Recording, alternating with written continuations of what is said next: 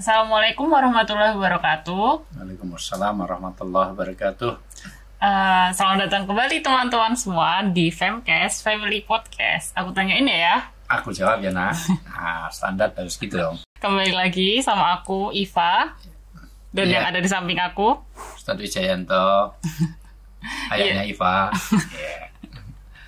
Di sini seperti biasa kita akan ngobrolin tentang curhatan dan pertanyaan teman-teman yang udah terkumpul di DM Instagramnya ya. Alhamdulillah. Di @ustadzwijayanto_official. Iya. Sekali lagi. Ilmu miftahuhas soal. Ilmu itu akan kita dapatkan, salah satu kunci pembukanya adalah pertanyaan. Makanya kalau kita pengen tahu ilmu, banyak bertanya nanti akan dapat ilmu. Ya, gitu. Oke. Nah, mungkin bagi teman-teman yang masih belum tahu, pengen nanya kemana, bisa follow IG-nya Ayah di @ustadzwijayanto_official. Terus langsung aja kirim pertanyaan, kirim langsung pertanyaannya, yang ntar insya Allah akan kita kumpulin dan dijawab lewat podcast ini atau juga lewat postingan di Instagram. Gitu. Nah, mungkin ada teman-teman juga yang tanya, kok nggak dijawab-jawab sih Ustadz? Iya, karena terlalu banyak, maka kita seleksi, karena tidak mungkin. Hidup saya kan bukan hanya untuk podcast, jadi saya masih harus juga sebagai kepala rumah tangga, sebagai banyak hal lah yang itu juga punya kegiatan sosial yang lain. Jadi mohon maaf, nanti kita prioritaskan dan kita seleksi dulu, dan mudah-mudahan satu jawaban tapi juga mengcover dari banyak pertanyaan. Iya, benar banget. Salah satunya juga dibuatnya podcast ini untuk menjawab pertanyaan teman-teman sekaligus juga memberi manfaatnya lebih luas gitu. Ya, utamanya untuk nasihat anak saya sendiri dong, karena yang paling dekat dengan saya sekarang adalah satu, ya telinga saya sendiri, yang kedua juga anak saya sendiri. Jadi mudah-mudahan kau jadi anak yang sholihah. Ya. Oke, mungkin kita langsung aja ke pertanyaan ngobrol tentang topik kali ini ya. Kali ini masih sama seperti bahasan kita sebelumnya, udah pernah kita bahas tentang kesiapan menikah. Tapi kali ini bedanya ini tuh adalah kesiapan menikah dari lamaran orang yang udah pernah menikah sebelumnya. Nah, sebenarnya tuh syaratnya ada yang beda gak sih ya? Maksudnya yang sama, udah pernah. Sebenarnya prinsipnya sama. Yang penting satu, lain jenis ya. Jangan sampai sudah menikah tapi sejenis, itu apapun ini ya juga sebelum atau belum pernah atau sudah pernah nikah, atau kalau sejenis jangan, itu belum ada obatnya ya, gitu semuanya. Jadi nikah itu harus lain jenis, sudah layak, dan layak di situ itu layak secara fisikal, layak secara psikologis, bahkan kalau boleh ditambahkan secara finansial. Tetapi itu bukan satu-satunya. Dalam pengertian finansial itu tidak ada ukuran layak tidak layak, yang penting dia sanggup berusaha. Karena kalau kita nikah atau cari menantu harus cari yang pendapatan tetap susah. Yang penting tetap berpendapatan. Karena tidak semua orang itu punya pendapatan tetap gitu. Jangankan itu, menteri saja belum tentu pendapatnya tetap. Tapi tetap berpendapatan itu yang paling penting itu. Dan karena yang mau ngelamar kita itu orang yang sudah pernah menikah, tentu supaya kita ta'aruf dulu, supaya kita mengenal dulu. Karena di zaman Nabi ada orang yang mau nikah tapi belum melihat wajahnya saja, suruh lihat. Sampai dikatakan lihat dulu. Nggak usah Rasulullah, saya lihat dengar suaranya aja udah seneng. Jangan, karena tidak semua suara itu belum tentu merepresentasikan daripada wajah. Ya, ada yang suaranya merayu, wajahnya menipu. Ya, suaranya sangat indah, suaranya sangat menarik, wajahnya sangat mendorong. Nah, jadi jangan sampai suara mikrofonis itu suaranya sangat indah, tetapi wajahnya musibah. Ya, jangan sampai seperti itu. Ya, jadi kita lihat pertama, dia pernah menikah itu caranya karena apa? Kalau dia memang punya sifat-sifat KDRT kayak atau sifat apa, ya kita perlu ketahui. Caranya gimana? Cari info yang lengkap. Jadi cari data yang akurat, karena jangan sampai nanti terulang kembali. Karena ada sifat-sifat yang susah untuk berubah, itu secara psikologis. Atau dia masochism, jadi dia exhibitionism atau apa yang dia punya penyakit dari psikis, sehingga menjadikan dia tidak berhasil dalam pernikahan pertama.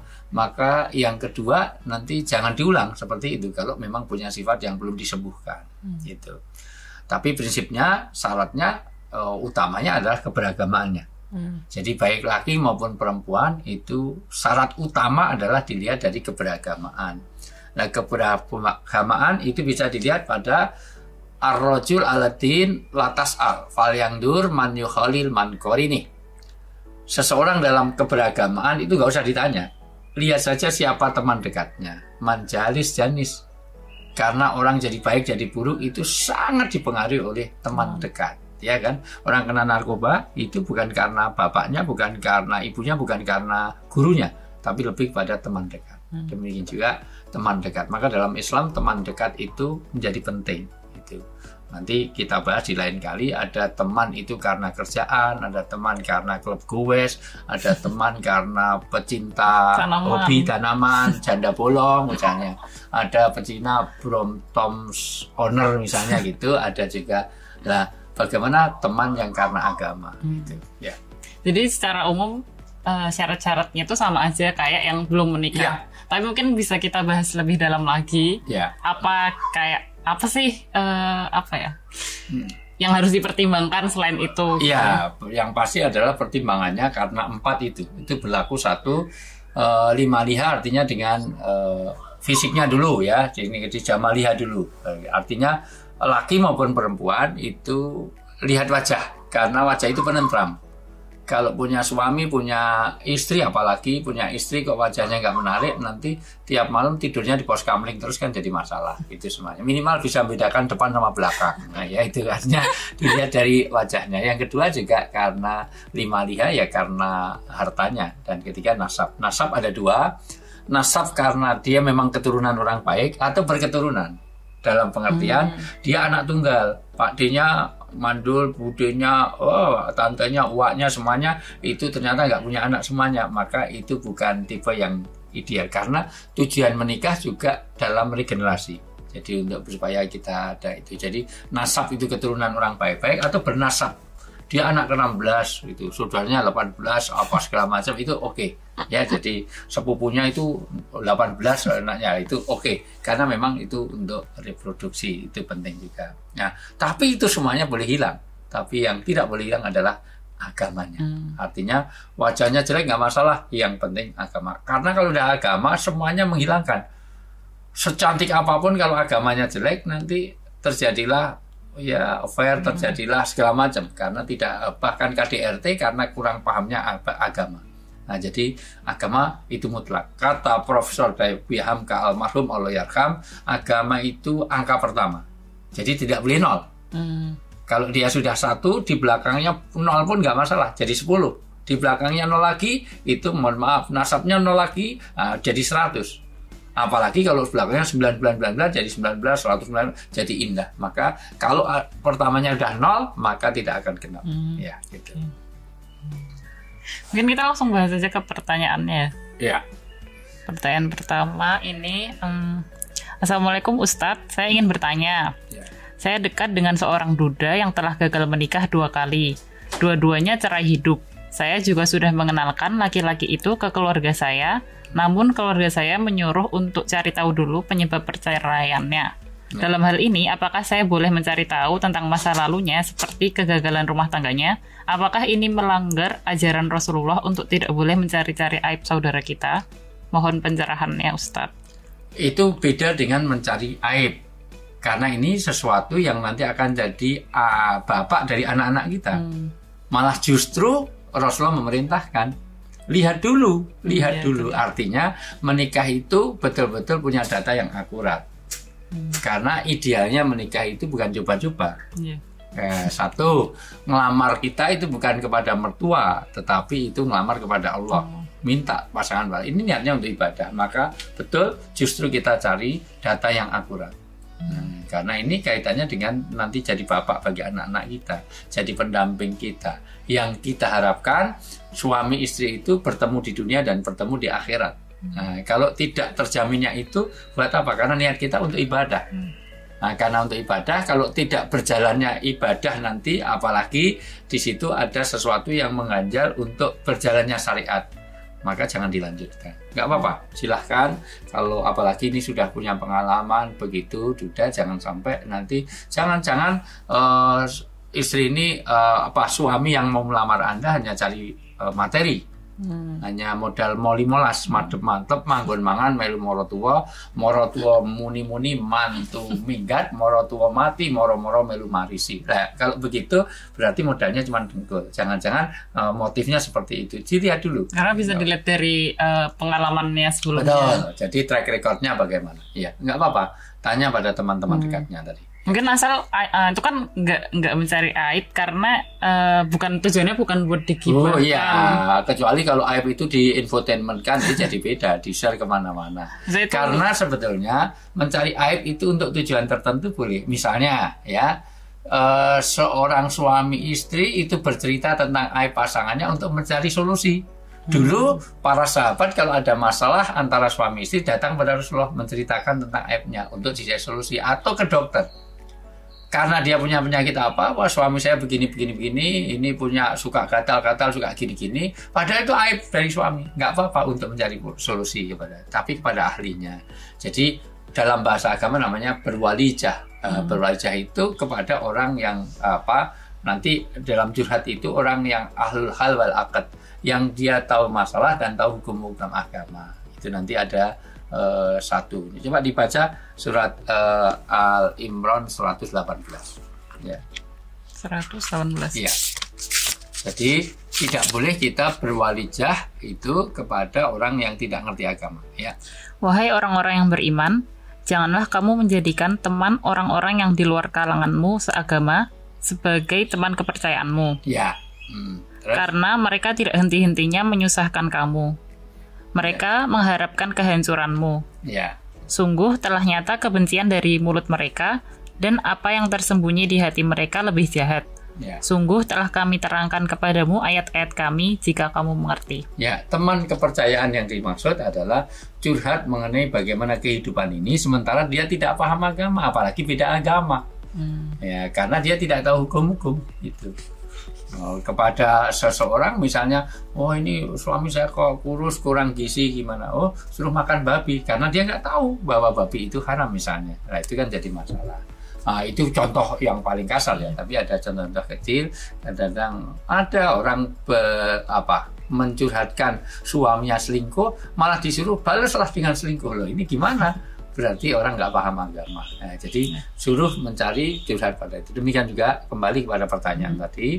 Kalau memang ada sesuatu yang diragukan, ya pastikan sesuatu yang ragu, karena nikah ini bukan coba-coba. Ya, jangan terus sampai. Berarti menanyakannya juga sama orang terdekatnya, nggak asal teman yang bisa dipercaya. Ya, gitu. Oke. Lanjut ke pertanyaan kedua ya. Ya. Ustadz, apa boleh saya menolak lamaran seseorang dengan alasan dia pernah bercerai? Udah gitu toh. Ya.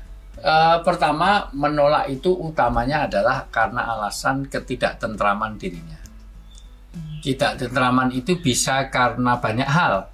Karena sebetulnya nikah itu prinsipnya, jadi gini, nikah itu prinsipnya laki-laki bebas, tapi penentunya adalah perempuan. Jadi laki-laki boleh melamar siapapun, tapi mau iya dan tidak itu penentunya perempuan. Jadi sebetulnya wanita itu lebih kuasa dalam hal pernikahan ini. Karena laki-laki mau ngelamar seperti apapun, kalau wanita no way. Nah, maka sebetulnya lebih punya kekuasaan dalam untuk memutuskan nikah adalah perempuan. Nah, apa yang tidak menenteramkan hatinya, apalagi alasan agama itu jelas ya. Tapi duda dan tidak duda sebetulnya bukan alasan. Tetapi kalau dia tidak nyaman dengan itu nggak apa-apa. Orang lamar saja, Nabi mengatakan lamarlah perawan karena itu menenteramkan. Maka diutamakan orang. Tapi ada seorang yang lebih senang pada janda daripada perawan. Ya silahkan saja. Karena lihat yang lebih expert, punya pengalaman, empiris dan yang lainnya, silahkan saja, nggak masalah. Itu artinya itu. Tapi tetap penentunya adalah perempuan. Di zaman Rasulullah ada seorang sahabiah yang tidak nyaman dengan suaminya. Kenapa? Karena dia orangnya cantik, molek, bainol, semok, seksi, putih, mulus, kembang desa. Memang dia cantik. Tapi suaminya hanya modal kaya. tapi wajahnya kayak kurma kering. Nah, itu memang hadisnya gitu. Di dalam ada, ya kurma kering, kurma nggak kering aja sudah begitu rupa. Ini kurma kering. Maka Nabi kata saya nggak tentram dengan suami saya. Maka dipanggil itu oleh Rasulullah, panggil, ceraikan istrimu. Karena sekufu itu salah satunya juga pemahaman agamanya, juga kecantikan dan ketampanannya, juga keilmuannya. Kalau Anda itu S3, profesor, doktor, jangan cari yang SD aja nggak lulus. Nanti suami di kantor, Pak, segera pulang kita. Ngapa kita kedatangan Densus? Ngapain? Nanyakan jumlah anak, jumlah keluarga, itu sensus. Ya itu. Ini namanya dia sudah tidak sekufu, ya gitu. Gimana persepsi Anda tentang orang itu? Maaf ayah, saya waktu persepsi itu saya nggak datang. Itu resepsi, yaitu namanya orang yang tidak sekufu, ya itu diantaranya memang untuk menenteramkan, ya karena nikah itu adalah nanti ada kata kuncinya sakinah, ya sakinah itu tenang, tentram, ya itu kalau dia membuat tidak tenang, tidak tentram, ya apapun kaitannya fisik karena ada KDRT, karena batin, karena memang dia tidak bisa memenuhi kebutuhan batinnya, dan itu boleh. Alasan itu, ya. Berarti pertimbangannya juga selain karena itu juga untuk agama, terus kehidupan di dunianya nanti sama dampak ke depannya pas menikah itu. Karena juga. Kalau urusan duda dan perjaka sebetulnya itu bukan suatu yang prinsipal. Artinya ada orang yang senang dengan duda malah, gitu, karena dianggap dia lebih punya pengalaman. Nah, cuman kalau itu tidak menenteramkan karena dudanya sudah terlalu tua, itu ya ada juga yang senang duda, yang warisannya banyak, yang hidupnya tinggal sebentar gitu, ya itu cari warisan namanya, ya gitu. Nah, tapi silakan saja dari sisi itu yang membuat tidak tentram dan tidak berjalannya syariat, itu boleh saja orang menolak, ya. Oke. Pertanyaan selanjutnya ya. Assalamualaikum Ustadz. Waalaikumsalam. Saya memiliki hubungan dekat dengan seseorang, tetapi dia akan menikah dengan orang lain yang udah dijodohkan dengan keluarganya. Hubungan kami sangat baik dan kami saling menyayangi. Dia bilang kalau nanti dia akan menikahi saya juga dan menjadikan saya istri kedua. Tapi saya merasa tidak yakin. Saya harus bagaimana ya Ustadz? Ya, istikharah pertama. Istikharah, yakinkan. Kalau memang Anda yakin dan Anda sanggup menjadi istri kedua, maka no problem secara hukum. Tapi kalau Anda tidak yakin, maka jangan teruskan.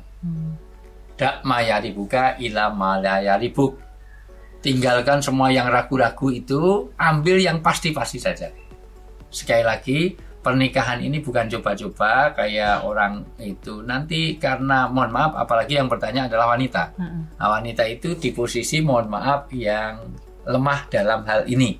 Karena orang kalau mau nikah lagi itu yang dipertanyakan itu bukan keperjakaan, tapi keperawanan. Kadang-kadang janda itu lebih susah untuk nikah lagi dibanding dengan duda. Meskipun tidak di budaya kita.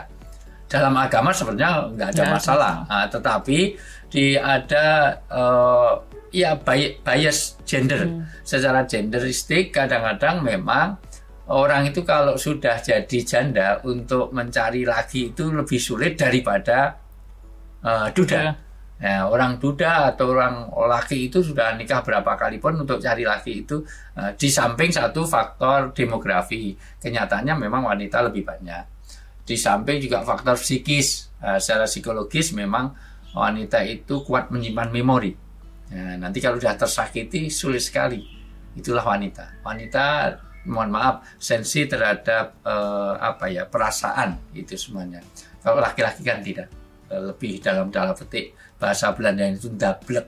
Ya, jadi stubborn lah gitu. Jadi lebih kepada terlalu cuek itu semuanya. Makanya kalau wanita ditinggal mati orang suami itu paling tidak 4 bulan masa iddah dia nahan diri untuk tidak nikah. Kalau suami ditinggal istri 3 hari dia kawin lagi.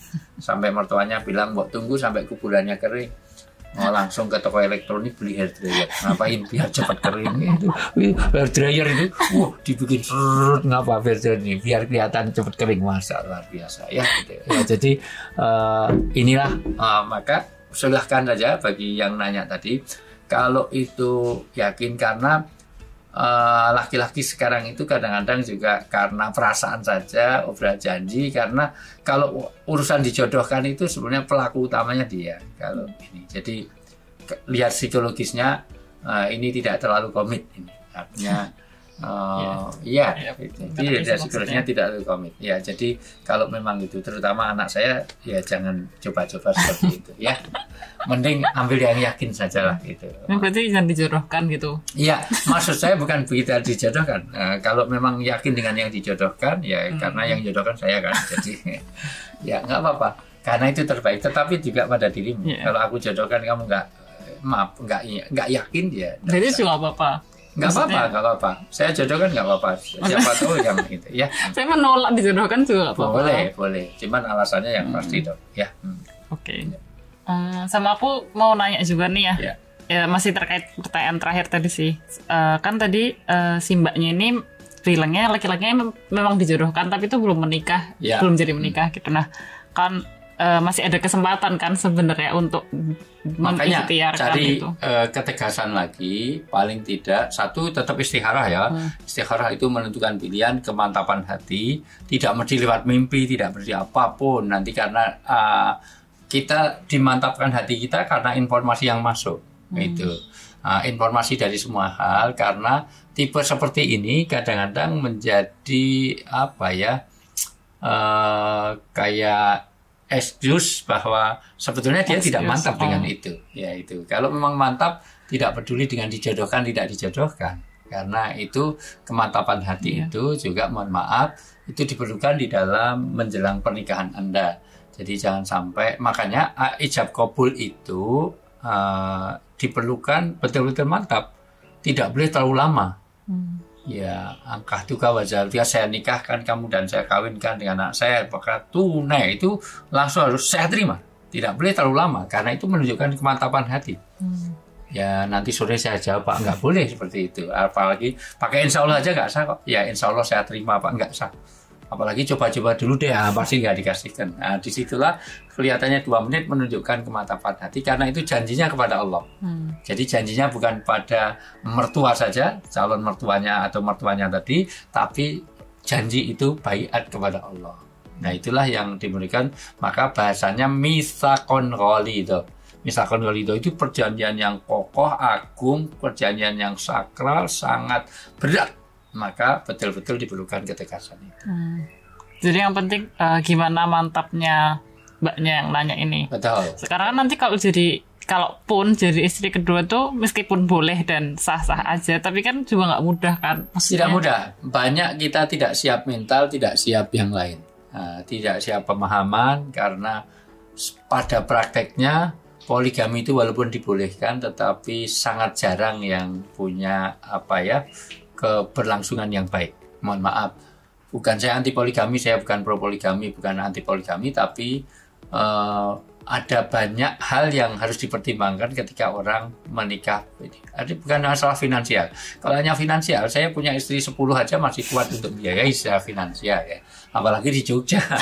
Di Jogja itu misalnya mamahmu itu 8 aja, itu cuman kasih menu 5 aja, karena kerupuk kubis, kangkung sama kecap aja udah selesai. Apalagi di Jogja itu dikasih stereo, sego setengah tempe separuh aja udah cukup.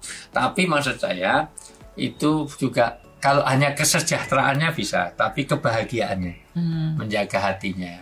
Nah, biasanya salah satu tipsnya kalau mau nikah lagi itu harus satu fikroh.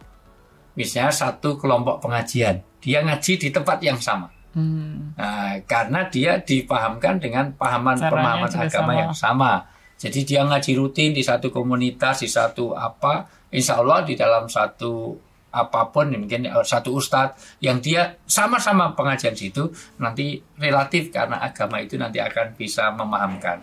Tapi kalau enggak, insya Allah ini. Tapi yang bertanya ini kayaknya kok tidak siap dua-duanya. Ya, baik perempuan yang jadi kedua enggak siap, yang mau menduakan itu juga enggak siap. Jadi cowok sama ceweknya ini kayaknya saya kok, kalau kecenderungan saya lebih baik jangan dilakukan. Ya. Yang penting istikharah tadi untuk mencari kemantapan hatinya. Ya, di dalam istikharah juga cari informasi yang akurat sebelum berlangsungnya. Ya. Jadi sebenarnya ini dari pertanyaan tadi, 3 pertanyaan tadi itu juga saling melengkapi jawabannya. Betul, ya. Karena pertama tadi syarat-syarat menikahnya itu sama, syarat-syarat untuk menikah bersama orang yang udah pernah menikah itu sama kayak yang belum menikah juga. Tapi ada ke pertimbangan-pertimbangan lain yang harus pertimbangkan. Ya, jadi bukan sekedar hanya masalah agama saja asik kita. Karena agama itu kan menyangkut keberagaman, itu juga menyangkut yang lain-lain. Kan hidupnya di dunia ini, mohon maaf, bahkan secara agama nikah antar suku nggak ada masalah sesama muslim.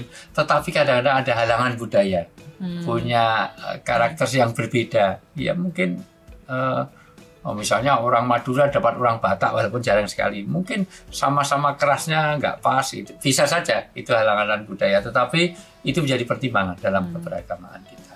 Kayak tadi yang pertama kan nggak apa-apa untuk mencari tahu lebih detail tentang calonnya itu tidak termasuk mencari aib yang rusak. Terus yang kedua tadi juga kalau memang nggak nyaman untuk menikah dengan orang yang udah bercerai juga boleh, maksudnya nggak ada. Karena nikah itu ya untuk membahagiakan. Kalau tidak terlangsungnya kebahagiaan dunia maupun akhirat, ya jangan dilakukan. Jadi pertimbangannya juga di dunia ini saat ini, ke depannya juga di akhirat juga. Bahkan akibat yang terjadi. Ya, jadi sekali lagi tekankan pada 3 hal. Khairul fitini wa ma'asi wa akibati amri.